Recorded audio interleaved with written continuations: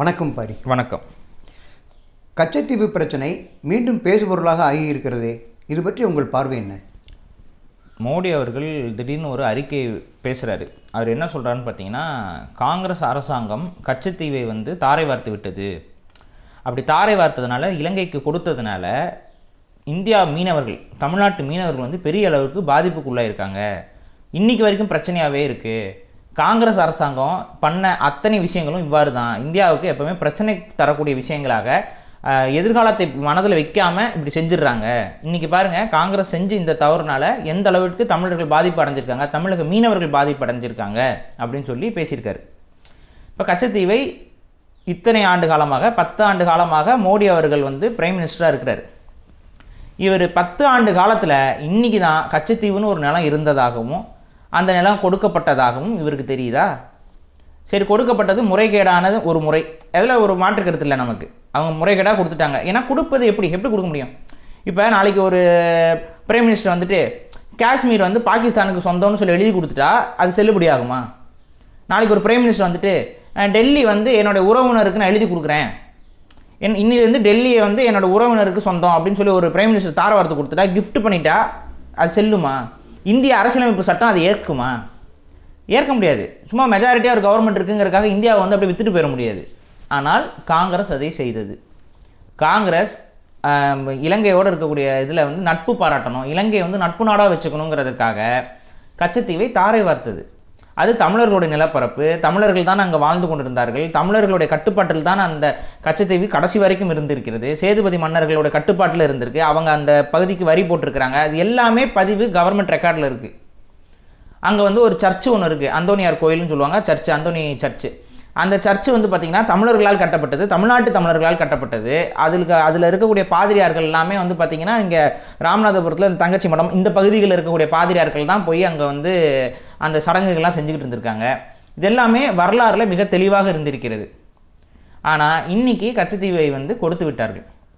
அது ஏன் கொடுத்தாங்க அப்படின்னா, இலங்கை தொடர்ச்சியாக கச்சத்தீவு எங்களுடையது, கச்சத்தீவு எங்களுடையது. ஏன்னா பாருங்கள், வெள்ளைக்காரன் வரைஞ்ச மேப்லலாம் கச்சத்தீவு இலங்கை இதோட சம்மந்தப்படுத்தி தான் வரைஞ்சிருக்கிறான்.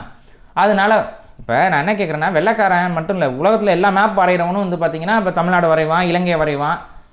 இப்போ தமிழ்நாடு மேப்புன்னு நீங்கள் பார்க்குறீங்கன்னா அதில் இலங்கைகளும் ஒரு சில பகுதியெலாம் காட்டுற மாதிரிலாம் கூட மேப் இருக்கும். அதுக்காக அப்போ இலங்கை தமிழர்கள் சொந்தமாக இங்கே ஒத்துக்குவாங்களா சிங்களவர்கள்? ஆனால் அந்த மாதிரி ஒரு ஆதாரத்தை எடுத்துக்கிட்டு இந்த பாருங்கள், மேப் வரைஞ்சிருக்கிறதுல இங்கே இந்தியாவை ஆண்டவனும் பிரிட்டிஷ்காரன், ஸ்ரீலங்காவை ஆண்டவனும் பிரிட்டிஷ்காரன். அப்போ ஸ்ரீலங்காவுக்கு மேப் வரையும் போது அந்த கச்சத்தீவு உள்ளே வருது, ஏன்னா பக்கத்தில் இருக்குது. அவன் அது இந்தியன் டெரிட்டரி அப்படிலாம் போடலாம். ஏன்னா 2 டெரிட்டரி அவன் டெரிட்டரி, இங்கேயும் பிரிட்டிஷ் தான் ஆளுது, அங்கேயும் பிரிட்டிஷ் தான் ஆளுது. அப்போ அவன் என்ன பண்ணியிருக்கான், ரெண்டையும் சேர்த்து தான் நம்ம தான் ஆண்டுட்டு இருக்கோம்னு சொல்லி அவன் அதில் கணக்கில் வச்சுருக்கான். அவ்வளோதான். அதை ஒரு காரணம் எடுத்துக்கிட்டு இந்த கச்சத்தீவு எங்களுக்கு தான் சொந்தம்னு தொடர்ச்சியாக இலங்கை உலக மத்தியில் சொல்லிக்கிட்டே இருந்தாங்க. உடனே இந்தியா ஆமாம்மா உங்களுக்கு தான் சொந்தம், இந்தாங்க வச்சுக்கோங்க அப்படின்னு சொல்லி எடுத்து கொடுத்துருச்சு. அப்போ இந்த கச்சத்தீவை இலங்கைக்கு இந்த காரணங்கள் எல்லாம் வச்சுக்கிட்டு நாங்கள் கொடுக்குறோம் அப்படின்னு சொல்லி கொடுத்த இந்திரா காந்தி செய்த அந்த செயல் என்பது முழுக்க முழுக்க இந்திய அரசியலமைப்பு சட்டத்திற்கு எதிரான ஒரு செயல். அது ஒரு தேச துரோக செயல். இதில் நமக்கு மாற்று கருத்து இல்லை. இந்திய நிலப்பரப்பை வேறொரு நாட்டுக்கு தாரை வார்த்து கொடுப்பது, எடுத்து கொடுப்பது, அதை தன்னிச்சையாக ஒரு முடிவெடுப்பது, அதுவும் தமிழர்களை அது கேட்கவும் இல்லை, ஒன்றும் இல்லை. நம்ம சொல்லலை, கலைஞர் கருணாநிதி அதை சொல்கிறார், எங்கிட்டலாம் கேட்கவே இல்லைன்ட்டு. அப்புறம் நான் கேட்கணும், உங்களை மதிக்காத அந்த கூட்டணியில் ஏன் இருந்தீங்க? உங்களை மதிக்காத அவங்கள நேருவின் மகளே வருக, நிலையான ஆட்சி தருகன்னு ஏன் பேசுனீங்க? இதுதான் கேள்வி. மதிக்கலையாம், கேட்காமே எடுத்து கொடுத்துட்டாங்களாம். அப்புறம் என்ன அதிகாரம் இருக்குது உங்களுக்கு? இந்த அதிகாரத்துக்கு எதுக்கு இவ்வளோ கஷ்டப்பட்டு போகிறீங்க? அதிகாரமே இல்லாத இடத்துக்கு போய் உட்காந்து என்ன பண்ண போகிறீங்க? இந்த கேள்வியெல்லாம் தான் திமுக பார்த்து நம்ம கேட்கணும். திமுக ஆட்சி இங்கே இருக்குது தமிழ்நாட்டில், அதை தடுக்கலை, அதுக்கு எதிர்த்து பெரிய அளவுக்கு போராட்டம் பண்ணலை, கிளர்ச்சி செய்யலை, லெட்டர் எழுதுறாரு. என்ன இருந்தாலும் இதை நீங்கள் கொடுப்பதற்கு எங்களிடம் ஒரு இது கேட்டிருந்தால், அந்த ஒரு தனுஷ் ஒரு படத்தில் அப்படி டயரில் ஆடிக்கிட்டே சொல்லியிருப்பார், கேட்டிருந்தா நீங்கள் இப்படி இது பண்ணியிருப்ப அப்படிங்கிற மாதிரி. அந்த மாதிரி கேட்டிருந்தா என்ன பண்ணியிருப்பீங்க? உங்களுக்கு கேட்காம கொடுத்துட்டாங்க. கொடுத்ததுக்கப்புறம் நீங்கள் என்ன பண்ணீங்க? ஏதாவது போராட்டம் பண்ணிங்களா? பெரிய கடையெடுப்புகள் நடத்துனீங்களா? அப்படி இந்திய அரசு அசைச்சு பார்த்தீங்களா? இல்லையே. அப்போ ஆக மொத்தம் நீங்கள் போனால் போயிட்டு போகுது, உங்களுக்கு என்ன? நீங்கள் எங்கேயோ ஓங்கோல் பகுதியிலேருந்து வந்தீங்கன்னு சொல்லிட்டு இருக்கிறாங்க. உங்களுக்கு அது பிரச்சனை இல்லை. இது பக்கத்து ஸ்டேட்டு, என்ன போனால் என்ன, பக்கத்து ஸ்டேட்டுக்கு நிலம் போனால் என்ன, வந்தால் என்ன? பெரியாரிசத்தை ஃபாலோ பண்ணுறீங்க. பெரியார் அதானே சொன்னார், வந்து அதெல்லாம் தேவையில்லைங்க, போனால் போயிட்டு போகுது, பிரிஞ்சு போனால் போயிட்டு போகிறாங்க, நமக்கு மானத்தோடு வந்து சுடுகாடு அளவுக்கு நிலம் இருந்தாலும் போதும் அப்படின்னு பேசினவர் தானே ஈவேரா. இதில் என்ன மானம்? நம்மளோட இளம்லாம் பறிபோகிறது என்ன மானம்? அதுக்கப்புறம் என்ன அது பறிபோக விடாமல் தடுப்பது தான் மானம். பறிபோனால் பரவாயில்ல, எனக்கு கடைசியாக ஏதாவது மிச்சம் சொச்சத்தை கொடுன்னா அது பிச்சைக்காரத்தனம். பிச்சைக்காரன் தான் அப்படி எதிர்பார்ப்பான். சரி நீங்கள் சாப்பிட்டுட்டு போடுற மிச்சத்தை கொடுங்க, நாங்கள் சாப்பிட்டுக்கிறோம்னு கேட்டு உட்காந்துட்டு இருப்பான். அது பிச்சைக்காரத்தனம். அதில் என்ன தன்மானம் இருக்குது? அது என்னுடைய நிலம்டா, நீ எப்படா வந்து அதை வந்து எடுத்துகிட்டு போவேன்னு சொல்லி சண்டை போடணும். உரிமையை வந்து விட்டு கொடுக்கக்கூடாது, உரிமைக்காக நிற்கணும், உரிமைக்காக உயிரை கொடுக்கணும். அதுதான் தன்மானம். இவங்களோட தன்மானம்னா என்ன மானகட்டத்தனமால இருக்கு? எல்லா நிலமும் எடுத்துகிட்டு போயிட்டு எனக்கு மிச்சத்தை கொடுங்கிறது தன்மானமா? இதற்கு பேர் பிச்சைக்காரத்தனம். இந்த பிச்சைக்காரத்தனத்தை ஒரு ஐடியாலஜியாக ஃபாலோ பண்ணிக்கிட்டு போனால் போயிட்டு போகுது. அப்போ தான் நம்மளுக்கு கேள்வி வருது, உங்கள் அப்பா வீட்டு சொத்தா போனால் போயிட்டு போகுதுன்னு விட்டு கொடுக்குறக்கு? இது தமிழர்களுடைய நிலம், தமிழர்களுடைய எல்லை பகுதிகள். இன்னைக்கு தமிழ்நாடு வந்து எல்லை பகுதியில் எவ்வளோ, அதில் ஒரு பகுதி தான் கச்சத்தீவு. வேற ஒரு நாட்டுக்கிட்ட இழந்திருக்கோம். நிறைய பேர் சொல்லுவாங்க கச்சத்தீவு வந்து என்னங்க அது ஒன்றும் பெரிய நிலம் கிடையாதுங்க, நீங்கள் சேட்டலைட்லேருந்து பார்த்தா கூட கச்சத்தீவு தெரியாதுங்க, கண்ணில் மறைஞ்சிருங்க, அந்த அளவுக்கு தாங்க, மிஞ்சி போனால் வந்து ஒரு 2 கிலோமீட்டரு தாங்க அதோட சைஸே. அதில் என்னங்க நீங்கள் வந்து என்னத்தை பெருசாக இருந்துட போகிறோம்? அதில் வேறு ஒன்றும் இல்லை. அடிப்படையில் என்னென்னா, இங்கேருந்து போகக்கூடிய மீனவர்கள் கடலில் ஏதோ ஒரு பிரச்சனை, ஏதோ ஒரு சீற்றம், அப்போ அவங்களுக்கு வந்து திரும்ப தமிழ்நாடு வரைக்கும் வந்து உள்ளே வர்றதுக்கு நேரம் அதிகமாகும். அப்போ அவங்க ஏதாவது ஒரு புயலோ ஏதோ ஒரு பெரிய அளவு தாக்குதலோ ஏதோ ஒன்று பிரச்சனை ஏற்படுது அப்படின்னா, மழை பெய்யுது, அப்போ என்ன பண்ணுவாங்கன்னா அந்த கச்சத்தீவை ஒரு நடுவில் வந்து தங்குவதற்கான ஒரு இடமாக மீனவர்கள் பயன்படுத்தி வந்தாங்க. அங்கேயே போய்ட்டு டக்குன்னு டென்ட் கொட்டா போட்டு அப்படியே தங்கிடுவாங்க. தங்கிட்டு அந்த சூழல்லாம் மாறினதுக்கப்புறம், புயல்லாம் மழையெல்லாம் போனதுக்கப்புறம், கடந்ததுக்கப்புறம் ஒரு 4 நாளோ 5 நாளோ கழித்து அங்கேருந்து கிளம்பி வருவாங்க. ஸோ இதுதான் தமிழக மீனவர்களுக்கு ஒரு பாதுகாப்பு அரணாக இருந்தது. இன்றைக்கி புயலில் போய்ட்டு மீனவர்கள் காணாமல் போயிடுறாங்க. புயலில் மீனவர்கள் ஏன்னா அவங்களுக்கு அடுத்து எங்கே ஸ்டாப்பு? நடுக்கடலில் இருப்பான், அடுத்த ஸ்டாப் எங்கே? கச்சத்தீவுலாம் தாண்டி நீ வரணும். வந்து நீ கச்சத்தீவுக்குலாம் போயிடக்கூடாது, பக்கத்தில் கச்சத்தீவு இருக்குன்னா போயிடுறான், போனால் அங்கே சுற்றுவான். அப்போ என்ன ஆகணும்? திரும்ப அப்படியே அந்த புயல் மழையெல்லாம் கடந்து இந்த பக்கம் வந்து சேரணும். நடுவில் அவங்களுக்கு பாதுகாப்புக்கு ஒதுங்கிறதுக்கு ஒரு இடமும் கிடையாது. கடல் தான், கடல்லே மிதந்துக்கிட்டு இருக்க வேண்டியதான். இப்போ இந்த ஒரு சூழல் என்பது உருவானது மீனவர்களுக்கு. இதுவே ஒரு பெரிய பிரச்சனை. இதில் வந்து அவங்க பார்த்தீங்கன்னா நடுவில் போய்ட்டு இந்த வலையை எல்லாத்தையும் காய வைப்பாங்க, இந்த வலையை விரித்து இந்த பின்னல் எல்லாத்தையும் மாற்றுவாங்க. இந்த வேலையெல்லாம் அங்கே செஞ்சுட்டு இருந்தாங்க. ஒரு நடமாட்டம் இருந்துச்சு. இப்போ அது எதுவுமே கிடையாது. இப்போ அது அந்த லேண்ட் வந்து சும்மா எம்டியாக தான் கிடக்கும். இந்த இலங்கை ராணுவ படகுகள் மட்டும் அதை சுற்றி வந்துகிட்டு இருக்கும். ராணுவ வீரர்கள் அங்கே ஏதாவது முகாம் போட்டு தங்கியிருப்பானுங்க. இவ்வளோ தான் நடந்துகிட்டு இருக்கு. அங்கே இருந்துட்டு என்ன, எவனாவது மீனவ படகு, தமிழக மீனவ படகு கண்ணில் பட்டுச்சுன்னா சுடுறது, விரட்டுறது, அவங்கள கையகப்படுத்துறது, இதே வேலை. இன்றைக்கி இதனால் என்ன ஆகிப்போச்சுன்னா, இந்தியாவுடைய எல்லை என்ன, இந்தியாவுடைய கடல் எல்லை எங்கே, எது வரைக்கும் இருக்குது தெரியல, இந்தியாவுக்கே தெரியாது. ஏன்னா எல்லையில் இராணுவம் இருக்கணும், எல்லையில் வந்து உங்கள் எல்லையில் வந்து இலங்கை இராணுவம் தான் இருக்குது, இந்திய இராணுவத்தை காணோம். அவன் உள்ளே கடந்து எல்லை கடந்து உள்ளே வந்துலாம் கைது பண்ணிட்டு போயிருக்கான், கப்பலை சீஸ் பண்ணிட்டு போயிருக்கான். இதெல்லாம் எப்படி சாத்தியப்படுது? எந்த ஒரு பாதுகாப்பும் இல்லாமல் போயிடுச்சு தமிழர்களுக்கு அங்கே.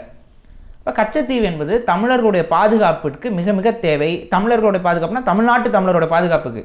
அப்படின்னா என்ன, அது பொருள் என்னென்னா, இந்தியாவுக்குள்ளே தான் தமிழ்நாடு இருக்குது. அப்போ இந்தியர்களுடைய பாதுகாப்புக்கு கச்சத்தீவு மிக மிக முக்கியம். இப்போ கூட சமீபத்தில் வந்து பார்த்தீங்கன்னா, இந்த இலங்கையை முழுக்க அடமானம் எடுத்திருக்காரு ஒரு முதலாளி, சீன முதலாளி. சீன கவர்மெண்ட்டு தான் முழு கண்ட்ரோல் இன்றைக்கி இலங்கையை. சீன கவர்மெண்ட்டை சார்ந்த நபர்கள், படைத்தளபதிகள்லாம் வந்து அங்கே பார்த்துட்டு போகிறாங்க கச்சத்தீவை. எதுக்கு பார்த்துட்டு போகிறாங்க? கச்சத்தீவை சீன படைத்தளபதி வந்து பார்த்து விட்டு போவதுக்கு. அவர் ஆனால் அதை வேட்டி சட்டையில் வந்து பார்த்தாரு, அது ஒரு பெரிய விஷயம். அவர் ஏன் வேட்டி சட்டையில் வந்து பார்த்தாருங்கிறது ஒரு கேள்விக்குறி. ஆனால் வந்து பார்த்துட்டு போனார். ஏன் பார்த்துட்டு போகிறாரு? இது இந்தியாவுக்கு எவ்வளோ பெரிய அச்சுறுத்தல். அவங்க வந்து பார்க்குறாங்க எங்கே இராணுவ தளவாடம் வைக்கலான்னு. இப்போ சீன இராணுவ தளவாடத்தை கொண்டு வந்து கச்சத்தீவில் வச்சா இந்தியா என்ன பண்ணும்? அழகாக கண்காணிக்கலாம். நார்மல் டெலஸ்கோப்பில் பார்த்தாவே தமிழ்நாடு தெரிஞ்சிடும். அவன் வந்து சேட்டலைட்டு அது இதெல்லாம் வச்சுக்கிட்டு அங்கே வந்து ஒரு கப்பல்களை நிப்பாட்ட ஆரம்பித்தான், போர்க்கப்பல்களை நிப்பாட்ட ஆரம்பித்தான்னா கொஞ்சம் யோசிச்சு பாருங்கள். நொடி பொழுதில் தென்பகுதி முழுக்க அவனால் தாக்குதலுக்கு உட்படுத்த முடியும். இந்தியாவுக்கும் சீனாவுக்கும் ஏதோ ஒரு கலவரமோ பிரச்சனையோ ஏற்படுது அப்படின்னா தென்னிந்தியாவே சேஃப்டி இல்லாமல் போகும், முக்கிய நகரங்கள் எல்லாமே சேஃப்டி இல்லாமல் போகும், பாதுகாப்புக்கு அச்சுறுத்தல். இதெல்லாம் தெரியாதா? 10 வருஷம் ஆட்சியில் இருக்கீங்க. 10 வருஷமாக ஏதாவது இதை பற்றி பேசியிருக்கீங்களா? நாங்கள் 10 வருஷமாக பேசிக்கிட்டு தாங்க இருக்கோம்னா அது வேறு. பேசவே இல்லை. தேர்தல் ஆணைய கண்ட்ரோலுக்கு எல்லா இந்தியா முழுக்க போனதுக்கப்புறம் இப்போ உட்காந்து பேசி என்ன பிரச்சனை? எலெக்ஷனை தவிர்த்து இதில் நீங்கள் அடையக்கூடிய அனுகூலங்கள் என்ன? மீட்கணும் தான், அதில் எனக்கு மாட்டுக்கிறது கிடையாது. 10 வருஷமாக ஏன் மீட்கலை? உங்களால் ஏன் மீட்க முடியல? அப்போ 10 வருஷமாக செய்யாத ஒரு செயலை நாங்கள் இப்போ செய்ய போகிறோம்னா இது தமிழர்களை இவர்கள் எந்த இடத்தில் வைத்து பார்க்கிறார்கள்னு பாருங்கள். அதாவது தமிழன் வந்து ஒரு முட்டாளு, தமிழன் ஒரு கூமுட்டை, தமிழனுக்கு அறிவு கிடையாது, தமிழன் வந்து ஒரு ஏமாளி. இந்த ஏமாளி பேமாளிக்கிட்ட நம்ம வந்து என்ன சொல்லலாம், கச்சத்தீவை நாங்கள் வந்தால் மீட்டுருவோம்னு பேசுவோம், கச்சத்தீவை நாங்கள் மீட்க போகிறோம், அண்ணாமலை மீட்க போராட போகிறாரு, மோடி அவர்கள் மீட்க போகிறாரு அப்படின்னு நம்ம பேசுவோம். பேசுனா இவங்க நம்பிக்கிட்டு 40 தொகுதியிலும் பிஜேபிக்கு வாக்கு அடித்து தள்ளிடுவாங்க. எவ்வளோ, அதாவது தமிழரோட உணர்வை, அங்கே இறந்தவர்கள் எத்தனை பேர், கிட்டத்தட்ட 1000. நீங்கள் பதிவு செய்யப்பட்ட கணக்கே 850 பேருக்கு மேலே நீங்கள் பதிவு செஞ்சுருக்கீங்க. மற்றதெல்லாம் மிஸ்ஸிங் கேஸு, அவங்க அப்படியே காணாமல் போயிட்டாங்களாம். மித்தவங்களாம் இவங்களாம் இறந்துட்டாங்க, ஏன்னா உடல்கள் வந்து இதாகிடுச்சு, டெத் சர்டிஃபிகேட் வந்துருச்சு. மித்தவங்களாம் அது ஒரு 1200 1300 பேர்கிட்ட அந்த லிஸ்ட்லாம் வந்து காணாமல் போயிட்டாங்கங்க. கடலுக்கு போனாங்க, காணாமல் போயிட்டாங்க. கடலுக்கு போயிட்டு அப்படியே போயிட்டாங்க, அப்படியே மால்தீவ்ஸுக்கு அப்படியே டூர் சுற்றி பார்க்க போயிட்டாங்கலாம். அங்கே இராணுவம் கொண்டுகிட்டு இருக்கு. உடம்பு கிடைச்சா டெத் சர்டிஃபிகேட், உடம்பு கிடைக்கலைன்னா காணாமல், மிஸ்ஸிங் கேஸு. இந்த மிஸ்ஸிங் கேஸில் போட்டு வச்சுருக்கிறாங்க. கிட்டத்தட்ட 1300 பேருக்கு நெருக்கி இது வரைக்கும் கச்சத்தீவில், அந்த கச்சத்தீவு இல்லை, தமிழக மீனவர்கள் சுட்டுக் கொல்லப்பட்டிருக்கார்கள் இலங்கை இராணுவத்தால். இலங்கை இராணுவம் அவ்வளோ தூரத்துக்கு உள்ளே வருவதற்கு, நம்ம மீனவர்கள் மீன் பிடிக்கக்கூடிய இடம் வரைக்கும் இலங்கை இராணுவம் வருதுன்னா அங்கே எல்லை என்பது குழப்பத்தில் இருக்கிறது. இவன் என்ன சொல்கிறாங்க, தமிழக மீனவர்கள் எல்லை தாண்டி போகிறாங்க. சரி, எல்லை தாண்டுறான், எல்லையில் இந்திய இராணுவம் எங்கே? அவன் எல்லையில் இலங்கை இராணுவம் இருக்குது, இந்திய எல்லையில் இந்திய இராணுவம் எங்கே? இவன் ஏன் கண்காணிக்கல? இவன் கண்காணிக்கணும்ல, கோஸ்ட் கார்டு அது இதுன்னு போட்டு வச்சுருக்கீங்கல்ல. என்னப்பா எல்லை தாண்டி இந்த போட்டு போகுது, அவனை மடக்கி பிடி, விசாரணை போடுங்க, கேஸ் போடுங்க, எல்லை தாண்டி போகிறான்னு சொல்லுங்கள். அதே போல் கடலில் ஒரு சாமானிய மீனவன் எப்படி எல்லைகளை கணிப்பதுன்னு கொஞ்சம் சொல்லுங்கள். ஜிபிஎஸ் இருக்குது, சேட்டலைட் இருக்குது, இப்படியே பேசிகிட்டு இருக்காதிங்க. ஒரு சாமானியன் எப்படி எல்லையை கடலில் கணிக்கிறது? கடலில் எல்லையெல்லாம் ஒன்றும் தெரியாது, அது கணிக்கிறது கஷ்டம். இவங்க எல்லை தாண்டி போய்ட்டான், மீன் எங்கே போதோ அங்கே மீனை பிடிக்கிறதுக்கு அவன் அங்கே தான் போவான். மீன் அப்படி தான் வந்து போவான். இவன் எல்லை தர விடணும், அவன் எல்லை தர விடணும், மீன் எல்லை தாண்டி போயிட்டு வந்துட்டு இருக்கோம். என்ன பண்ணுறது? எப்படி பிடிப்பான் மீனை? அப்போ மீனவர்களுக்குன்னு சில உரிமைகள் உலக சட்டங்களில் இருக்குது. மீன்பிடி படகுகள் வெவ்வேறு நாட்டுடைய எல்லைக்குள்ளே மாறி மாறி மீன் பிடிக்கக்கூடிய நிகழ்வுகள்லாம் உலக அளவில் நடந்துக்கிட்டு இருக்கு. சீனாவும் இந்தியாவும் மீன்பிடி பகுதிகளை பகிர்ந்துக்கிட்டு இருக்குது. இதெல்லாம் கேட்குறதுக்கு எப்படி இருக்குது பாருங்கள். சீன கப்பல்கள் வந்து மீன் பிடிச்சிட்டு போகுது இந்திய எல்லைக்குள்ளே இருந்து, இந்திய பெருங்கடலில் மீன் பிடிச்சிட்டு போகுது சீன கப்பல்கள், அனுமதி உண்டு. அது பேர் இன்டர்நேஷ்னல் வாட்டர்ஸ்ன்னு சொல்லுவாங்க. பார்டர்ஸ் இருக்கும், அதுக்கப்புறம் இன்டர்நேஷ்னல் வாட்டர்னு ஒன்று இருக்கும். இந்தியாவுக்கும் இலங்கைக்கு நடுவில் இன்டர்நேஷ்னல் வாட்டரே இல்லையா? அது எப்படி இல்லாமல் இருக்க முடியும்? இந்தியாவுக்கும் இலங்கைக்கு நடுவில் இன்டர்நேஷ்னல் வாட்டர் இருக்கணும்ல. அப்படி இல்லைன்னா 2 நாடு வந்து எல்லையை போட்டு அமைக்கிட்டீங்களா? அப்போ இங்கே என்ன நடந்திருக்கு? இதை ஒழுங்காக ஆய்வு அதெல்லாம் இல்லை, எல்லாமே பிளாங்க்கு. நீங்கள் இப்போ பெரிய அளவுக்கு தகவல் உரிமை சட்டத்தில் போட்டு எல்லை எங்கே இருக்குதுன்னா இந்திய அரசுக்கே தெரியாது. இவங்க ஒன்று சொல்லுவாங்க, அவன் ஒன்று சொல்லுவான். இப்போ அருணாச்சல் பிரதேசம் சீனாவுக்கு உட்பட்டதுன்னு சொல்லி அவன் மேப்பை போட்டு வெளியிட்டு இருக்கான். இந்தியா ஏதாவது கண்டனம் தெரிவிக்குதா? நாடு நாசமாக போய்கிட்டு இருக்குது, பறி போய்கிட்டு இருக்குது. அங்கெல்லாம் எதுவும் பேசுறதுக்கு இல்லாமல் கச்சத்தீவு 10 வருஷமாக பேசாமல் கச்சத்தீவு மீட்கிறாங்களா? கச்சத்தீவை மீட்க முடியும். எப்படி மீட்கிறதுனா வேறு ஒன்றும் இல்லை, கொடுத்தது செல்லாது. நீங்கள் எதுக்கு மீட்கிறீங்க? கொடுத்தது திரும்ப போய் அவங்ககிட்ட கேட்க போகிறீங்களா? அதெல்லாம் கொடுத்தது செல்லாது, கொடுத்ததே வந்து முறைகேடு, கொடுத்ததே முறைகேடு. அது எப்படி அப்புறம் அவனுக்கு போயிடும்? இப்போ ஒரு லேண்டை ஒருத்தர் விற்கிறார் ஒருத்தருக்கு, இது அவரோட சொந்த பேரில் இருக்கிற லேண்டை அவர் கொடுத்தாருன்னா, அவருக்கு கொடுப்பதற்கான உரிமை இருந்துச்சுன்னா அந்த நிலத்தை அவர் விற்க முடியலாம். இதானே கரெக்டு? இப்போ ஒரு பொது சொத்து இருக்குது, கோயில் பொது சொத்து, அதை வந்து ஒருத்தர் வந்து இன்னொருத்தருக்கு பட்டா போட்டு விற்றுருக்காரு. இதை ஒரு கோர்ட்டுக்கு வருது, இந்த மாதிரிங்க கோயில் பொது சொத்தை அவர் விற்றுட்டாரு, அவர் விற்றுட்டு செத்து போயிட்டாரு, இப்போ வந்து நான் வாங்கிட்டேன், நான் காசு கொடுத்தா வாங்கினேன் அப்படின்னு சொன்னால் செல்லுமா? தம்பி, அது கோயில் நிலம்ப்பா, அதை நீ ஏமாந்துட்ட அப்படி சொல்ல வேண்டியதான். இலங்கை நீங்கள் ஏமாந்துட்டீங்க. வந்து இந்திரா காந்தி வந்து விற்கிறது, அவங்களுக்கு விற்கிறதுக்கு உரிமையே கிடையாது, அவங்கள்ட்ட கொடுக்குறக்கு உரிமையே கிடையாது, நீங்கள் ஏமாந்துட்டீங்க, பாவம் நீங்கள், யூஆர் ஏ விக்டிம். ஸோ ஒதுங்கு, இது என்னோட இடம், போய் பிடி, இந்திய இராணுவத்தை அனுப்பு, இந்திய இராணுவத்தோட சண்டை போடுற அளவுக்கு வந்துடுறாங்களான்னு பார்ப்போம். இலங்கை இராணுவம் வந்து உங்கள் இந்திய இராணுவத்தோட சண்டை போட்டு கச்சத்தீவு மீட்குதான்னு பார்ப்போம். அதெல்லாம் வராது. இப்போ இராணுவத்தை அனுப்புனீங்கன்னா கச்சத்தீவு நாளைக்கு நம்மளோடது.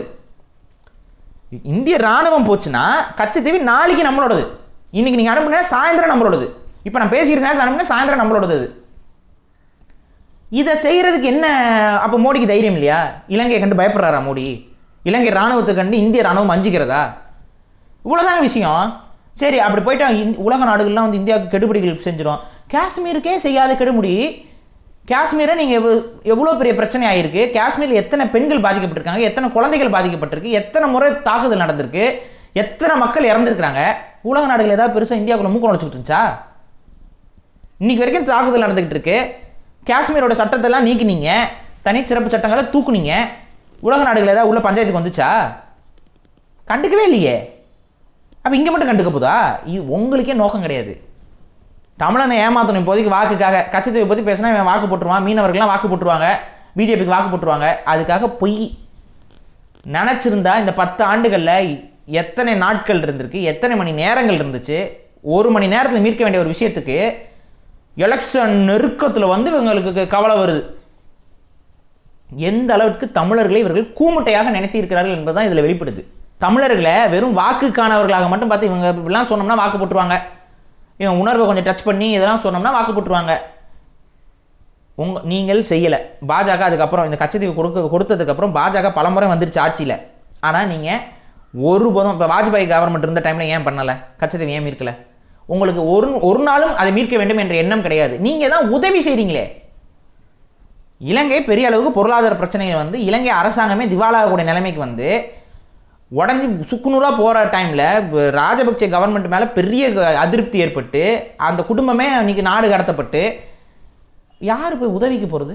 இந்த நாட்டுக்கு போய் உதவுறீங்க, காசு கொடுக்குறீங்க, பணம் கொடுக்குறீங்க, உலக வங்கிக்கிட்ட நீங்கள் அவங்களுக்கு கடன் கொடுங்கன்னு சொல்லி சிபாரிசு கடிதம் போடுறீங்க, எல்லாம் பண்ணுறீங்க.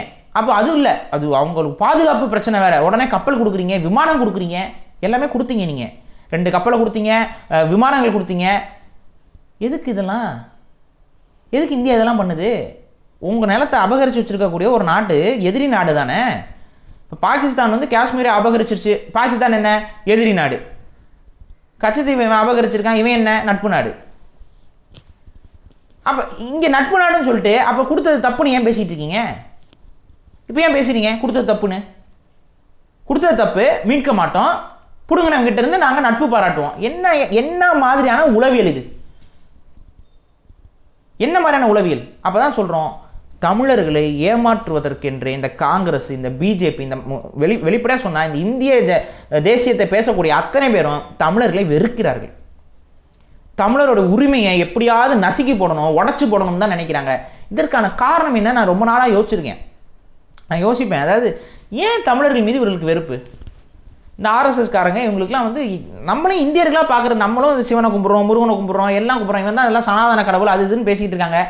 ஆனால் நம்ம மீது இவர்களுக்கு என்ன வெறுப்பு? நம்ம அடி வாங்கும்போது இவங்களுக்கு என்ன சந்தோஷம்? நம்ம சாகும்போது இவங்களுக்கு என்ன சந்தோஷம்? நமக்கு மட்டும் உரிமைகள் மறுக்கப்படுவது என்ன? இப்போ இலங்கை தமிழர்கள் வந்திருக்கிறாங்க, ஈழத்தமிழர்கள் வந்திருக்காங்க தமிழ்நாட்டுக்கு. இன்று வரைக்கும் அவர்களுக்கு குடியுரிமை கொடுக்காம இவங்க ஏன் நிப்பாட்டி வச்சிருக்கிறாங்க? இப்போ பாருங்க, சட்டம், சிஏஏ சட்டம் பாகிஸ்தான்லேருந்து, ஆப்கானிஸ்தான்லேருந்து, பங்களாதேஷ்லேருந்து, இங்கேருந்துலாம் வரக்கூடிய இந்துக்கள், கிறிஸ்துவர்கள், பௌத்தர்கள், சமணர்கள் இவங்களுக்கெல்லாம் குடியுரிமை கொடுத்துடலாம் 5 வருஷத்தில். ஏன் தமிழர்களுக்கு இதை பற்றி ஏன் பேசலை? ஏன் இலங்கையிலேருந்து வரக்கூடிய தமிழர்கள், அவனும் இந்து தானே, உன்னோட கான்செப்ட் அப்படியே வரேன், அவன் இந்து தானே, அவனும் ரெஃப்யூஜி தானே, ஏன் அவனுக்கு கொடுக்க மாட்டேங்கிறீங்க? அப்போ இதெல்லாத்தையும் வச்சு பார்க்கும்போது இவங்களுக்கு தமிழர்கள் மீது ஏதோ ஒரு வெறுப்பு இருக்குது. அந்த வெறுப்புக்கான காரணம் என்னன்னு சொல்லி ஆய்வு செஞ்சால், வெறுப்புனா என்ன? தமிழர்கள் இந்தியர்கள் அல்லங்கிற உளவியல் அவங்களுக்கு இருக்கணும். அப்போ என்னடா இவங்களுக்குன்னா, நிறைய ஆர்எஸ்எஸ்காரங்களே என்ன எழுதியிருக்கிறாங்க, என்ன பேசிகிட்டு இருக்காங்கன்னு வடக்கில் பார்த்தா, தமிழர்கள் வந்து ஆப்பிரிக்காலேருந்து வந்தவங்களாம். தமிழர்கள் வந்து இந்தியர்கள் இல்லையா? தமிழர்கள் இந்த கருப்பாக இருக்கிற பிளாக் டோன்டு மக்கள்லாம் ஆப்பிரிக்காவிலேருந்து அடிமைகளாக கொண்டு வந்து இங்கே குடியமர்த்தப்பட்டவர்களாம். இவங்களுக்கு இந்த மண்ணுக்கு சம்பந்தம் இல்லையா? இந்த உளவியல் இருக்குது அங்கே. நம்மலாம் கருப்பர்கள் இந்தியர்கள் அல்லங்கிற உளவியல்ல இவங்க இருக்கிறாங்க. வேற ஒன்றும் இல்லை. அதெல்லாம் இந்த சனாதனத்தில் இந்த புக்ஸில் படிக்கும்போது இந்த அசுரன், அரக்கன், எப்படி அவங்களுக்கு நம்ம மேலே நல்ல பேர் வரும்? அவன் அப்படி தான் எழுதி வச்சிருக்கிறான். அதை தான் நம்மளும் சேர்ந்து படிக்கிறோம், நம்மளும் அதை அக்செப்ட் பண்ணிக்கிறோம். ராவணன் அரக்கன், எப்படி அரக்கன்? அதுதான் தேவையில்லை, அரக்கன். அரக்கர்கள் ஏதாவது வாழ்ந்துருக்காங்களா? அப்படி ஒரு இனம் இருந்துச்சா? அதெல்லாம் கிடையாது. அதை பற்றிலாம் நாங்கள் ஆய்வு செய்ய மாட்டோம், அதை பற்றி பேசவே மாட்டோம். ஆந்திராக்காரங்க, கர்நாடகாக்காரங்க குரங்குகள்னு சொன்னால் அதை நம்பிக்குவோம், கரடின்னு சொன்னால் நம்பிக்குவோம், முடி கொஞ்சம் அதிகமாக இருந்திருக்குங்க. இப்போ நம்ம இப்போ சத்யராஜ் இவங்கெல்லாம் பார்த்தீங்கன்னா கொஞ்சம் முடி அதிகமாக இருக்கும். தமிழர்களுக்கு இந்த முடி கொஞ்சம் உடம்புல அதிகமாக இருக்கும். உடனே அந்த முடி அதிகமாக இருந்தோடனே கரடின்ட்டான். கரடிக்கு தான் முடி அதிகமாக இருக்கும். உடனே கரடி அவர் அமைச்சர் அவருக்கு பாவம் முடி கொஞ்சம் அதிகமாக இருந்திருக்கும் போல் கரடின்ட்டாங்க. இல்லை கொஞ்சம் யோசிச்சு பாருங்களேன், இதெல்லாம் உண்மையாக இருந்திருக்குமான்னு. நீங்கள் 1000 யுகம்னு கூட போட்டுக்கோ. குரங்கு கரடி அரசாங்கம் நடத்திக்கிட்டு இருந்துச்சு. என்னது இது? என்ன கதை இது? மனுஷனை முழுக்க குரங்குன்னு சொல்லி வச்சுக்கிட்டு கரடின்னு சொல்லி வச்சுக்கிட்டு இழிவுபடுத்துறது. இது அவங்களுக்கு உதவி செஞ்சவனுங்களே, இது அவங்களுக்கு உதவி. இவங்கெல்லாம் வந்து அவங்களுக்கு உதவி செஞ்சுருக்காங்க. உதவி செஞ்சவங்க கூட அவனுக்கு முடி இருக்கு, கொஞ்சம் ஒரு மாதிரி இருக்காங்க, குரங்குன்ட்டு இருக்காங்க. சரி, நம்ம எதிர்த்துருக்கோம். நம்மளை அரக்கர்கள், அசுரர்கள், ஏன் கருப்பாக இருப்பாங்க. அவங்க வரைஞ்சிருக்க கோயில் ஓவியங்களில் போய் பாருங்க, அரக்கர்கள்லாம் என்ன வண்ணத்தில் வரைஞ்சிருக்கிறான்? வெள்ளை கலரில் அரக்கன் வரைஞ்சிருக்கானா இன்னைக்காவது? அவங்க நீங்கள் வட இந்தியாவுக்கு போங்க, இல்லை நம்ம ஊருக்கே வாங்க, இவர்கள் வரைந்திருக்கக்கூடிய கோயில் ஓவியங்களில் பாருங்கள், அரக்கன் என்ன கலரில் இருக்குது? கருப்பு கலரில் இருக்குது. எப்படி இருக்குது? நல்ல குண்டா தடியா. ஏன் நம்ம தோற்றத்தை அப்படியே அரக்கன்னு சொல்லி வரைஞ்சி வச்சுருக்கான். இது கூட நமக்கு புரியாதா? அப்போ இந்த உளவியல் இவங்களுக்கு, நம்ம கருப்பர்கள், நம்ம அரக்கர்கள், நம்மலாம் வந்து இவங்களுக்கு எதிரானவர்கள், இவங்கெல்லாம் இந்தியர்கள் கிடையாது. அப்போ இவங்களை வந்து நம்ம இங்கே உள்ளே வச்சுக்கிட்டு வாழ்கிறது, இவனை அடித்து விரட்டு, முடிஞ்ச வரைக்கும் இவனுக்கு பிரச்சனையை கொடுத்து இவனாக ஒதுங்கி போக வையே. கொஞ்சம் கொஞ்சமாக நாடு கடத்திக்கிட்டு இருக்கான் தமிழர்கள் எல்லாத்தையும். இந்தியாவுக்குள்ளே யாரும் வந்து தமிழர்களுடைய வாழ்வாதாரம் என்பது கொஞ்சம் கொஞ்சமாக பறிக்கப்படுகிறது. நம்மளோட நிலங்கள் என்பது, ஏன் இந்தியா முழுக்க அணு உலைகள் வைக்கலாமே, தமிழ்நாட்டில் மட்டும் எதுக்கு இத்தனை அணு உலை? ஃபாஸ்ட் ப்ரீடர் அணு உலை, ஃபாஸ்ட் ப்ரீடர் வெடிச்சா வேகமாக வெடிக்கும். அதுக்கு என்ன பொருள்? அதான் பொருள். ஃபாஸ்ட் ப்ரீடர்னா என்ன? வேகமாக வெடிக்கும். வேகமாக வெடிக்கிற அணு உலை எதுக்கு? தமிழ்நாட்டுக்குள்ளே. இதை வைங்களேன், குஜராத்தில் வைங்களேன், உங்கள் ராமர் கோயில் இருக்குல்ல, அதுக்கு பக்கத்தில் ஒரு அணு உலை வைங்களேன். சேஃப்டி தானப்பா, சேஃப்டி, சேஃபு. ராமர் கோயில் பக்கத்தில் வைங்க உங்கள் அணு உலையை. ஏன் வைக்க முடியாதா? ஏன் வைக்க மாட்டேங்கிறீங்க? அது எப்படிங்க? அயோத்திங்க போச்சுன்னா அப்போ இது எப்படிங்க? தமிழ்நாடுங்க போனால் சந்தோஷம் அதானே? மலைகளே கிடையாதா? மலைகளே கிடையாது இந்தியாவில், கருமலைகளே கிடையாதா? தமிழ்நாட்டில் மட்டும்தான் இருக்கா? கன்னியாகுமரி மட்டும்தான் இருக்கா? உடச்சிக்கிட்டே இருக்கானுங்க எல்லா மலையும். இப்போ நீங்கள் போய் இப்போ ரோட்டில் நீங்கள் கார் ஓட்டிகிட்டே போயிட்டு இந்த மலைகளை பாருங்களேன், எல்லா மலையிலும் உடச்சி கிடக்குது. யார் இதுக்கெல்லாம் அனுமதி கொடுக்குறா? மலை முழுக்க, பாறைகள் முழுக்க உடச்சுன்னா இது என்ன? என்ன இருக்குன்னு இப்படியே உடச்சிக்கிட்டே இருந்தால் எத்தனை வருஷத்துக்கு இருக்கும் இந்த பாறைகள், இந்த மலைகள்லாம்? அப்போ உன் இயற்கை வளம் சுரண்டப்படுது, உன்னுடைய எல்லா வளங்களும் சுரண்டப்படுது. சுரண்டது யார்? இந்தியா. உனக்கு பாதுகாப்பாக இந்தியா இருக்கா? இருக்காது. உனக்கு ஆதரவாக இந்தியா செயல்படுமா? செயல்படாது. ஆனால் நீ யார்? இந்தியன். உன்னுடைய தேசிய மொழின்னா அது ஹிந்தி. தமிழ்லாம் கணக்கு இல்லை. ஹிந்தி தேசிய மொழி இல்லை, இருந்தாலும் நாங்கள் அதை தான் சொல்லுவோம். இருந்தாலும் அதை கொண்டு வந்து திணிப்போம். ஏன் உன் ஏரியாவில் எல்லாம் போர்டெல்லாம் வந்து ஹிந்தியில், இங்கிலீஷில் இருக்குது? ஏன்னா இது இந்தியா, எல்லாருக்கும் புரியணும்ல. சரி, ஓகே, நான் போகும்போது எனக்கு அங்கே ஏன் தமிழில் இல்லை? ஏன்னா நீ தமிழன், நீ இந்தியனே கிடையாது. இதுதான் பொருள், இதுதான் பொருள். நீ மதிப்பு கொடுக்குறதாக இருந்தால் திருக்குறள் இங்கே வரும்போது ஒவ்வொரு குறளையும் படித்து அந்த குறளை கொலை செய்கிறது. அந்த குறளுக்கு பொருளே இல்லை, பொருளுக்கு சம்மந்தம் இருக்காது. சங்கலிக்க பாடல் இருக்கிறது, அதிகமாக வரி போடக்கூடாதுங்கிற பாடல் எடுத்துக்கிட்டு வரி அதிகமாக போடுறதுக்கு விளக்கம் கொடுக்குறது. இந்த மாதிரி அநியாய கூத்துக்களை எங்கேயா பார்த்துருக்கீங்களா? நிர்மலா சீதாராமன் பாடுறாங்க, அவங்க வந்துட்டு சங்க இலக்கியங்களில் தமிழில் வந்து எப்படி ஒரு மன்னன் வரி போடணுங்கிறதுக்கு எங்களுக்கு ஒரு வழிகாட்டல் இருக்குது. அது என்ன வழிகாட்டல் மேடம்?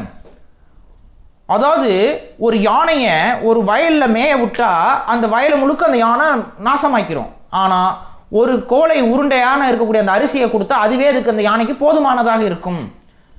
அப்போ யானை மாதிரி வந்து நம்ம மேஞ்சிடக்கூடாது, வரி அதிகமாக போட்டக்கூடாதுன்னு அந்த பாடல் சொல்லுது. வரி அதிகமாக போடக்கூடாது, டாக்ஸேஷனை குறைந்த அளவுக்கு போட்டால் தான் எல்லாருக்கும் பயன் தருங்கிறது தான் அந்த பாடல் சொல்லுது. ஆனால் வரி உயர்த்துவதற்கு, வரி அதிகமாக போடுறதுக்கு இந்த பாடலை உதாரணமாக காட்டுறாங்கன்னா, இந்த பாடலுடைய உண்மையான அர்த்தம் தெரியாத வட இந்தியர்கள், தமிழர்கள் என்ன நினைப்பாங்க? ஏண்டா இவங்க மன்னர்கள்லாம் அன்றைக்கி வரியை போட்டு அழியமாக கொண்டிருப்பாங்க போல், அதனால தமிழ் பாடல் எடுத்து காமிச்சிட்டு இப்படி தான் நாங்கள் வரி போடுவோம், இப்படி தான் நாங்கள் ஜிஎஸ்டி போடுவோம், எல்லாத்தையும் புட்டுங்குவோம், 28% புட்டுங்குவோம். அப்போ தமிழ் மன்னர்கள்லாம் இவ்வளோ கொடுங்கோலர்களாக இருந்திருப்பாங்க அப்படி தானே நினைக்க தோணும். எதுக்கு எதை உதாரணம் காட்டுறீங்க? வரி அதிகமாக போடக்கூடாது, அப்படி போட்டால் அந்த வயலே நாசமாக போயிருங்கிறதுக்கு சொன்ன ஒரு பாடலை யானையாக போய் மேயிற மாதிரி அதிக வரிங்கிறது, யானையாக போய் மேய்ஞ்சா அதான் அதிக வரி, அதை தான் சொல்லி திட்டுறாங்க. அதை வந்து உதாரணமாக காட்டுறாங்க அதிக வரியை போட்டுக்கிட்டு. அப்போ இவர்களுக்கு தமிழ் தான் தெரிகிறதா, இல்லை தமிழை கொச்சப்படுத்தணுங்கிறதா இந்த மாதிரி பண்ணுறாங்களா? எல்லாரும் தமிழ் படிங்க, தமிழில் பேசுங்க, தமிழ் நாங்கள் வந்து இங்கே இருக்கக்கூடிய இந்திய மொழிகளெல்லாம் நாங்கள் பார்த்துக்கிறோம், உலகத்திலேயே மிக பழமையான மொழி தமிழ் தான் மோடி அவர்கள் சொல்கிறாரு. ஒரு பேர் ஏற்றுக்கிறது இல்லை பிஜேபியில். மோடி தான் சொல்கிறாரு தமிழ் தான் உலகத்தில் மூத்த மொழின்னு. அவர் கிடக்கிறாருங்க, சும்மா அவருக்கு எதுவும் தெரியாதுங்கன்ட்டு சொல்கிறவங்க யார் பார்த்தா பிஜேபிக்காரன். சமஸ்கிருதம் செத்து போச்சுடா, அந்த மொழி செத்து போச்சு, டெட் பாடி. சமஸ்கிருதம் என்பது ஒரு புதைக்கப்பட்ட ஒரு மொழி, பேசப்படாத ஒரு மொழி, எவனுமே அதை பேசலை. அந்த மொழியை எடுத்துகிட்டு வந்து புத்த பிக்குகள் அவங்க உருவாக்குறாங்க அந்த மொழியை. ஏன்னா பிரகிருதம் வந்து ரொம்ப கொச்சையாக இருக்குது, அந்த பிரகிருதத்தில் நல்ல கருத்துக்கள்லாம் சொல்ல முடியல. இப்போ ஒன்றும் இல்லை, இப்போ சென்னையில் ஒரு மொழி தமிழ் மொழி பேசப்படுது, அது தமிழ் தான் பேசுகிறாங்க. இப்போ சென்னை மொழியில் ஒரு தத்துவத்தை சொன்னால் சரியாக இருக்குமா? அதுக்கு மக்கள்கிட்ட போய் சேருமா? அது இப்போ சொல்கிற விதம் விளங்குமா? அது மாதிரி பிரகிருதம் என்பது, அந்த நடை என்பது மாறி போயிருக்கு. இந்த பேச்சு வழக்கில் இருக்கக்கூடிய பிரகிருதத்தில் ஒரு நல்ல கருத்தை ஒரு புத்தப்பிக்குனால இப்போ பேச முடியல. இப்போ ஒரு மதகுரு வராரு, அப்படியே அமைதியாக பொறுமையாக பேசுவார். வீட்டில் சொல்லிட்டேன்ட்டியா இப்படிலாம் சென்னை லாங்குவேஜில் சென்னை ஸ்லாங்கில் ஒருத்தர் பேசினார்னா என்ன வரும்? நீ மண்டையை போட்டுருவ, இறந்து விடுவீர்கள், இந்த வார்த்தை அங்கே இருக்காது, மண்டையை போட்டுருவ, அப்படி இருக்குது பிரகிருதம். அப்போ பார்க்குறாங்க, இது பிரகிருதத்தில் சில நல்ல தத்துவங்களெல்லாம் சொல்வதற்கு உகந்த மொழியாக இல்லை. அப்போ நம்ம என்ன பண்ணோம், ஒரு புது மொழி உருவாக்க வேண்டியதாக இருக்குது. அப்போ அந்த மொழி எப்படி உருவாக்குறது? ஆல்ரெடி பல மொழிகள் இருக்கக்கூடிய நல்ல வார்த்தைகளை வாங்குறாங்க, கடன் வாங்கி, அது தமிழ் வார்த்தைகளும் இருக்கிறதுல. சமஸ்கிருதத்தில் நிறைய தமிழ் மூலச்சொற்கள் இருக்குது. அது தமிழ்லேருந்து பிரகிருதத்திலிருந்து இன்னும் இந்தியாவில் என்னென்ன மொழிகள்லாம் அந்த காலகட்டத்தில் பேசப்படும், அதிலிருந்து நல்ல நல்ல வார்த்தைகள் எடுத்து அப்படியே தொகுக்கிறாங்க. தொகுத்து செம்மையாக சமைக்கப்படுற மொழி அதான் சமஸ்கிருதம். நல்ல நல்ல வார்த்தைகளை எடுத்து போட்டு சமைக்கிறாங்க, ஒரு புது மொழியை உருவாக்குறாங்க. உருவாக்கி இந்த மொழியில் நம்ம போதனைகளை செய்யலாம், இது கொஞ்சம் நல்லா இருக்குது அப்படின்னு அவங்க உருவாக்குறாங்க. இந்த புத்த மதம் தான் இது உருவாக்குது, புத்த பிக்குகள் தான் உருவாக்குறாங்க. அதுக்கப்புறம் பிராமணர்கள் அதை எடுத்துக்கிறாங்க, அதை எடுத்துகிட்டு அவங்களுக்கான ஒரு மந்திர மொழியாக அவங்க பயன்படுத்திக்கிறாங்க. இவ்வளோதான் விஷயம். இது பொதுமக்களால் பேசப்பட்ட மொழி அல்ல, அதுக்கான எந்த ஆதாரமும் கிடையாது. எப்படி பேசிக்கிட்டு இருப்பான் இது? சரி, நீங்கள் சமஸ்கிருதத்தில் எப்படி தான் பேச முடியும்? எப்படி பேச முடியும்? அது பேசி தான் இப்போ ஒரு பிராமணர் மந்திரத்தை சமஸ்கிருதத்தில் சொல்கிறாரு, அதே மாதிரி பேசி பாருங்களேன். ஸ்வாஹா கொடுத்துருங்கிறக்க ஸ்வாஹா எப்படியே பேசிட்டு இருப்பீங்களா? கிறுக்குத்தனமா இல்லை நீங்களே பேசுறது? ஸ்வாகானா என்ன கொடுக்குறதுன்னு அர்த்தம். அந்த புக்கு அவருக்கு கொடுத்துருன்னா புஸ்தகம், புக்குன்னு கூட சொல்லணும், புஸ்தகம் அப்படி புஸ்தகம் ஸ்வாஹா செத்து போயிடுவேன் மூச்சு திணறி. அப்புறம் எங்கத்தை கொடுக்குறது? அவன் செத்து போனமாக கிடப்பான். பாதி பேர் மூச்சிலே செத்துருவான், மூச்சு தண்ணியே செத்துருவான். இப்போ ஒன்றும் இல்லாத ஒரு மொழி, அதிகமாக பேசப்படாத மொழி, நீங்கள் ஏதோ அதை வந்து தேவபாஷைன்னு சொல்லி எடுத்து கொண்டு வந்து சொருகி வச்சுக்கிட்டு, சரி ஏதோ மந்திரம் சொல்லிட்டு இருக்கீங்க, மூச்சு பிடிக்க மந்திரம் சொல்லப்பா, என்ன மூச்சு பிடிக்க என்னமோ கத்துறாரியா மனுஷன் அப்படின்னு சொல்லி பார்த்துட்டு இருக்காங்க, வேடிக்கை பார்க்குறாங்க, விட்டுட்டு போங்க. அதை உட்காந்து சமஸ்கிருதத்தை இந்தியாவோட கனெக்டிங் லாங்குவேஜாக மாற்றணுமா? இங்கே பல பேர் டொபேக்கோ புகை பிடிக்கிறது இந்த மாதிரியான பிரச்சனையில் இருக்கேன், பாதி பேர் இருமிக்கிட்டு இருக்கேன். இவனெல்லாம் சமஸ்கிருதத்தில் கனெக்டிங் லாங்குவேஜ்னு சொன்னால் பாதி பேர் செத்து போயிடுவான். இந்தியாவுடைய ஜனத்தொகையை குறைப்பதற்கு வேணால் சமஸ்கிருதம் பயன்படுமே ஒழிய இந்தியாவை ஒருங்கிணைப்பதற்கு சமஸ்கிருதம் பயன்படாது. அது முதல்ல மண்டையில் ஏற்றுங்க. அவன் மொழி அவங்களுக்கு முக்கியம். இங்கே சமஸ்கிருதத்தை தாய்மொழியாக கொண்ட சமூகமோ இனமோ இந்தியாவில் ஒருத்தனும் கிடையாது. இல்லாத ஒன்றை எடுத்துக்கொண்டு வந்து திணிப்பதற்கு காரணம் என்ன அப்படின்னா, அது திரும்ப பார்த்தா பிராமணர்களுக்கு நீங்கள் எதுவும் கிடையாது, அவர்களோட அடையாளமாக இருக்கிறதுல சமஸ்கிருதம் இருக்குது, அதை கொண்டு வந்து நம்மக்கிட்ட திணிப்பது. இவ்வளோதான் விஷயம். அவன் மொழி போதும், தேவைன்னா ஆங்கிலம் இருக்குது, உலகத்தோடையே கனெக்ட் பண்ணிக்கலாம், முடிஞ்சு போச்சு. இல்லை நாங்கள் ஹிந்தி இன்னொரு குட்டி போன பிறகு குட்டி பொந்து நான் போடுறேன், பெரிய பொந்து இங்கிலீஷ் இருக்குது, அதுக்குள்ளேயே குட்டி பூனையும் போய்க்கும், சரியா? குட்டி பூனைக்குன்னு தனி பொந்து போட தேவையில்ல. இவ்வளோதான் விஷயம். அதாவது என்னென்னா, நாங்கள் தமிழ் படிக்கணுமா, எங்கள் தாய்மொழி படிக்கணுமா, சரிங்க. அடுத்து என்ன பண்ணணும், இந்தியாவுக்காக ஹிந்தி படிக்கணுமா, சரிங்க. அதுக்கப்புறம் என்னென்னு பார்த்தீங்கன்னா இங்கிலீஷ் படிக்கணுமா உலகத்துக்காக, சரிங்க. இந்தியா எங்கே இருக்குது? அது செவ்வாகரத்தில் இருக்குது, உலகத்தில் கிடையாது. இந்தியா உலகத்தில் கிடையாது, செவ்வாகரத்தில் இருக்குது. ஏன் நான் தாய்மொழியை காப்பாற்றணும், நான் இங்கிலீஷ் படிக்கணும், சரி. அங்கே வடக்கில் என்ன, அவர் ஹிந்தி படிப்பாரான், அதுக்கப்புறம் இங்கிலீஷ் படிப்பாரான், அவர் மட்டும் 2 மொழி படிப்பாரான், நான் மட்டும் 3 படிக்கணுமா? ஏன்? அதான் என்னென்னா, நீ 3வது குடிமகன்டா, நீ 3வது இடத்துல இருக்க, அதனால தான் நீ 3 படிக்கணும். நீ 3வது இடத்துல ஒதுக்கி வைக்கப்பட்டிருக்க. அதனால் நீ 3 படி, நாங்கள் 2 மட்டும் படிப்போம். அதுவும் கூட ஒழுங்காக படிக்க மாட்டோம். அங்கே ஹிந்தி நிறைய பேருக்கு பேச தெரியும், எழுத படிக்க தெரியாது. இதுதான் உண்மை. பேச தெரியும். ஏன்னா அது ஹிந்தி என்ன, அது வந்து பார்த்திங்கன்னா இஸ்லாமியர்கள் காலகட்டத்தில் பஜாரில் பேசிகிட்டு இருந்த மொழி. பஜாரில் பேசுவாங்கள்ல, அந்த மாதிரி 1-2 அந்த ஒரு சில வார்த்தைகளை வச்சு அப்படியே உருவாக்கப்பட்ட ஒரு மொழி. எல்லாருக்கும் தெரியணுங்கிறது. அதில் எல்லா மொழியோட கலப்பும் இருக்கும். அதில் சமஸ்கிருதம் இருக்கும், அதில் வந்து போஜ்புரி இருக்கும், அதில் வந்து ராஜஸ்தானி இருக்கும். எல்லா மொழியிலேருந்து கடன் வாங்கின வார்த்தைகள் எல்லாத்தையும் போட்டு கலப்பில் அப்படி அடிச்சு, அதில் உருதும் இருக்கும். இப்போ உருதும் ஹிந்தியும் வேறு மாதிரி தெரியாது, ஒரே மாதிரி தான் இருக்கும். அதெல்லாம் காரணம் என்ன, எல்லாம் ஒரு கலந்து ஒரு கலவையாக இந்த மசாலா பவுடர் போடுவாங்கல்ல, அந்த மாதிரி பொரி இருக்கும், பொட்டுக்கடலை இருக்கும், அந்த மாதிரி சண்டை இருக்கா சண்டை இருக்கும், அந்த மாதிரி எல்லாத்தையும் போட்டு இதுதான் ஹிந்தி. இது வந்து இந்தியாவுடைய நேஷனல் லாங்குவேஜ் ஆகணுமா, அதுக்கு எல்லோரும் ஹிந்தி படிக்கணுமா. வெறும் மோடி ஊர்வலம் வரும்போது ஒருத்தர் இங்கே ஒரு தந்தை தகப்பன், ஹிந்தி படிக்கிறதுக்கு தமிழ்நாட்டில் ஸ்கூல் இல்லை, உனக்கு கண் இல்லை, இல்லை காது இல்லை, எத்தனை ஸ்கூல் இருக்குது, இல்லை உங்ககிட்ட காசு இல்லையா, உண்மையை சொல்லு, என்ன உங்ககிட்ட இல்லை. ஹிந்தி ஸ்கூலில் அத்தனை இருக்குது. ஹிந்தி பிரச்சார சபான அவ்வளோ பெரிய இடம் இருக்குது. தமிழ்நாட்டில் ஸ்கூல் இல்லைன்ட்டு போய் வாய் கூசாமல் போய் புழுகிறான். ஒரு பிரைம் மினிஸ்டர்கிட்ட போய் புழுகிற கேஸுக்கு இந்த ஆழத்துக்கு உள்ளே போடணும். எப்படியா நீ போய் சொல்லலான்னு. ஹிந்தி படிக்கிறதுக்கு ஸ்கூலுன்னா குழந்தைய வேற சொல்ல வைக்கிறார். அப்போ நோக்கம் என்ன, ஹிந்தி படிச்சிடணும்.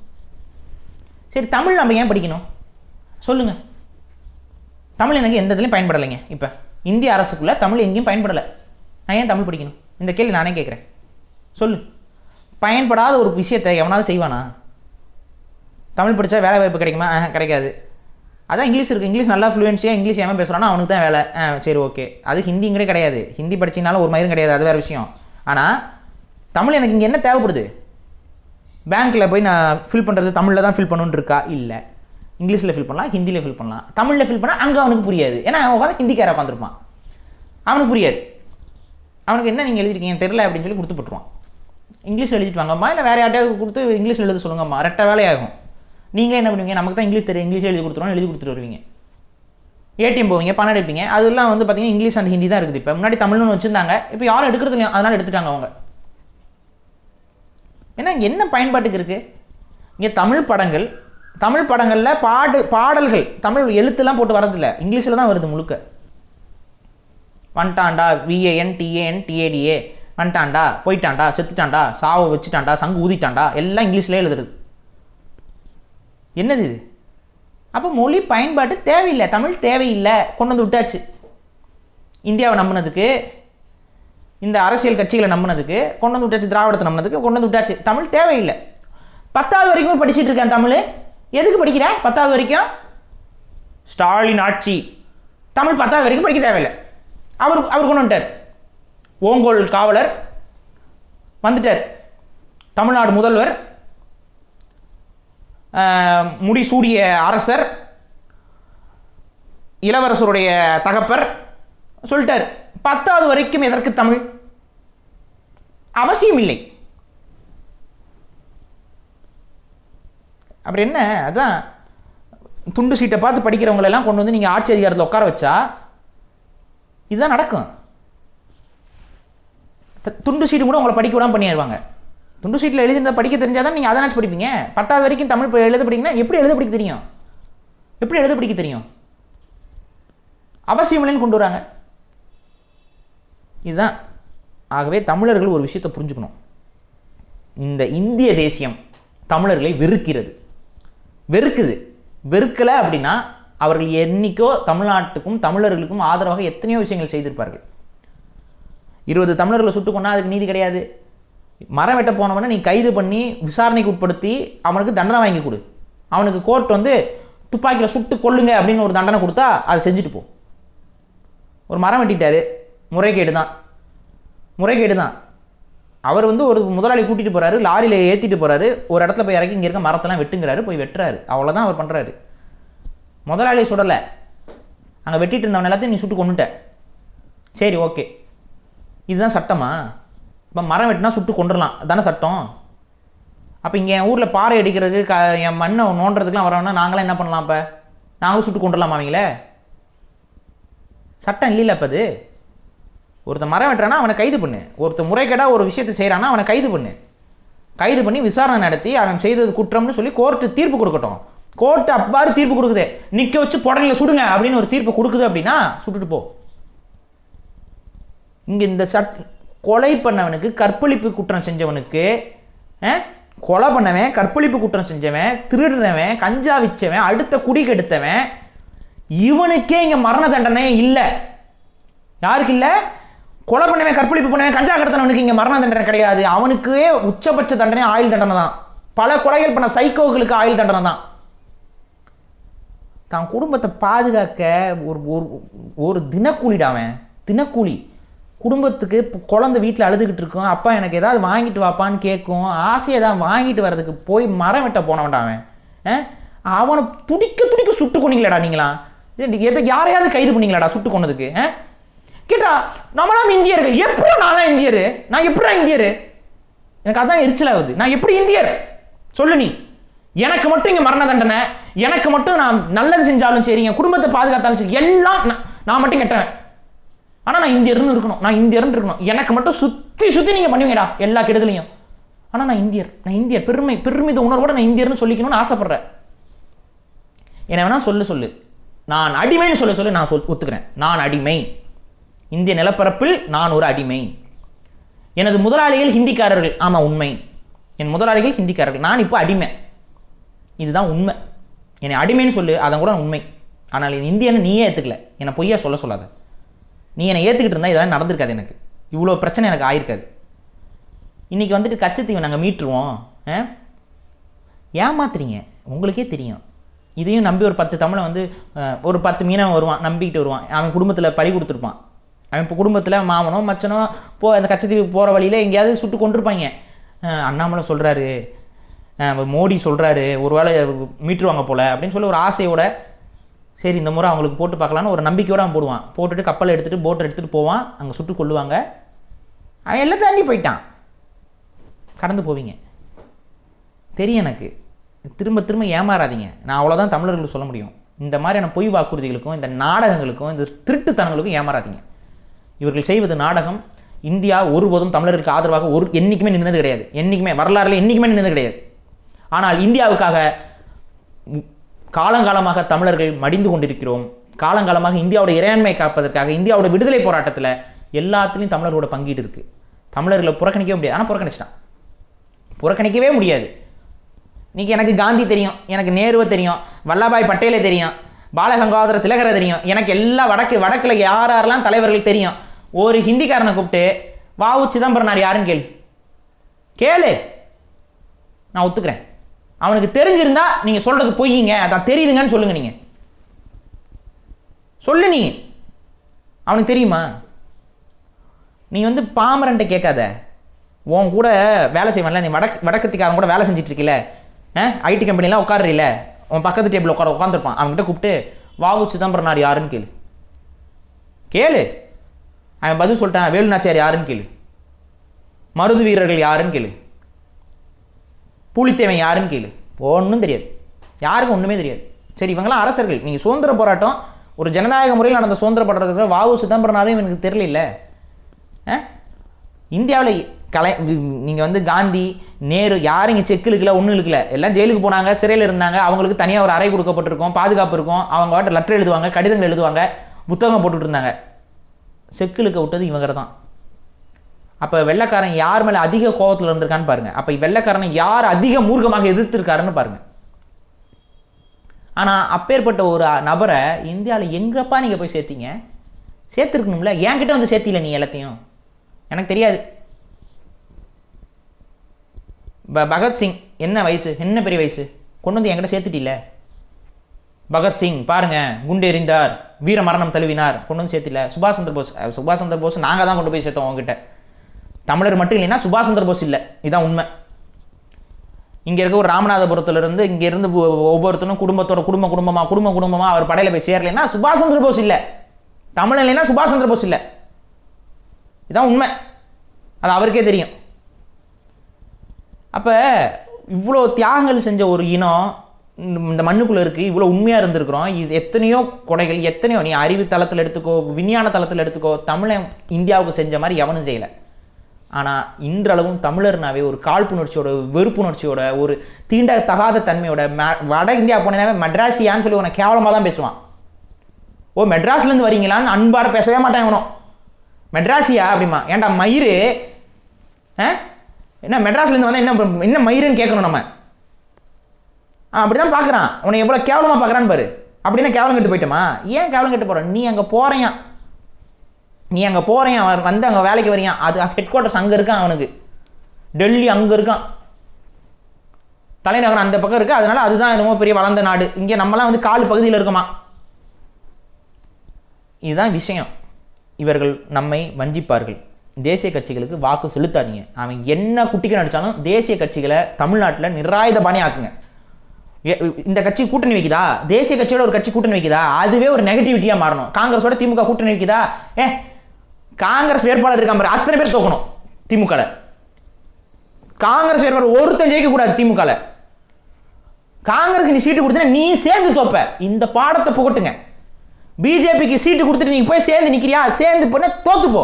பிஜேபிக்கு வக்காலத்து வேண்டி போய் அவங்க கூட போய் நிக்கிறியா, தோத்து போவ. நீ இந்த தோக்கடிங்க.